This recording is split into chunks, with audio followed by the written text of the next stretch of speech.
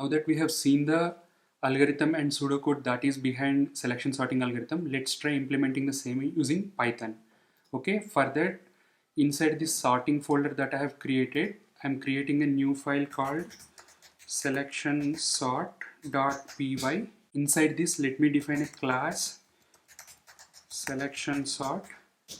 Here, let's define a function by the name selection sort, and it will take first argument will always be reference of the object, and the second variable is nothing but a, which contains the unsorted values.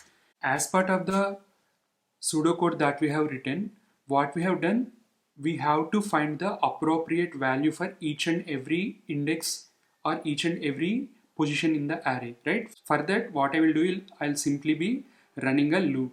So for I in range of 0 till the last element, which is nothing but length of a, and internally, if you remember here, we have used a variable to hold the smallest values position in the remaining array. So what I will do is, for that I am going to define a variable called current index, and I'll be assigning it with I.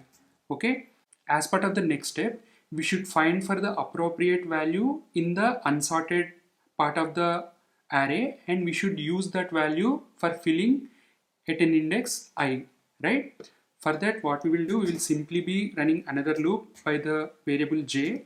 It is always in range of, remember, we should always find the value in the unsorted half, okay, which is nothing but from index I actually.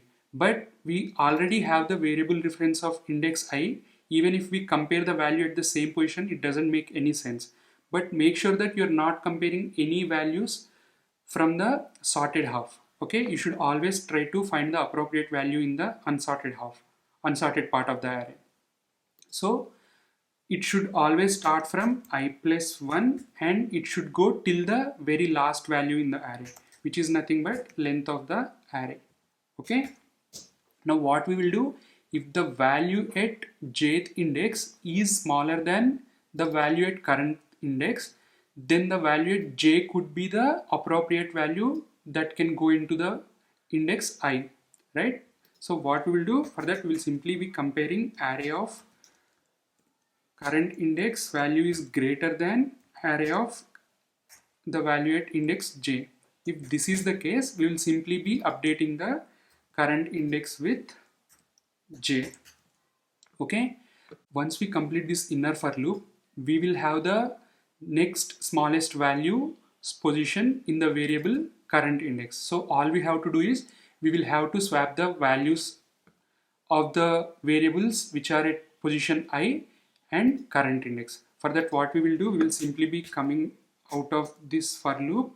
Once it is done, we will simply be writing the swap logic here. For that, I am going to define a temporary variable, and I am going to assign it with I. Now a of I will get filled with a of current index. A of current index should get filled with a of y, which is present in temp variable. So I will simply be assigning it. Once it is done, we will have to return the sorted array, which is nothing but a itself. Okay, if you observe the logic here, you will be able to identify the difference between selection sorting algorithm and bubble sorting algorithm very clearly here. In bubble sorting algorithm, inside the for loop, we were not only comparing, but we were also swapping the values. Okay, but if you observe this selection sorting algorithm, we are only comparing, we are not swapping. Okay, we are swapping only once. Okay, so by eliminating those swapping operations, we are trying to bring in the efficiency into selection sorting algorithm. Okay, now that we have written the function, let's go ahead and let's try calling it and make sure that it is working, in sorting the values in the ascending order.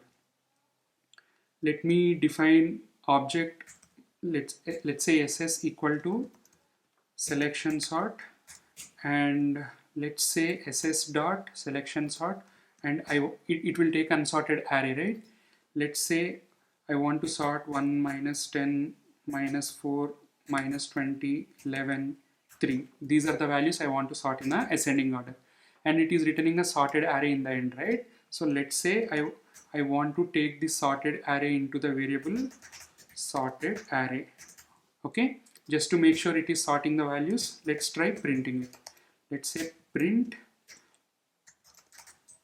sorted array. Okay, now let's execute it. If you see here, it is inside the folder sorting, but I am inside the project CodingPal Python DSA only. So I'm passing Python 3 sorting selection sort.py. Okay, do you see here? We have got the values that are sorted in the ascending order. Okay, now let's try modifying it for descending order as well. For that, we'll simply be copy pasting the function, and let's modify. I mean, if both functions have a same name, it will cause an ambiguity, right? For that, let's say descending order, and here whatever the comparison that we are doing, instead of doing greater than, we'll simply be modifying it to less than.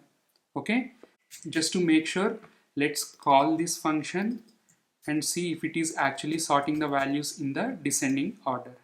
If I just call it, do you see 11, 3, 1, minus 4, minus 10 and minus 20.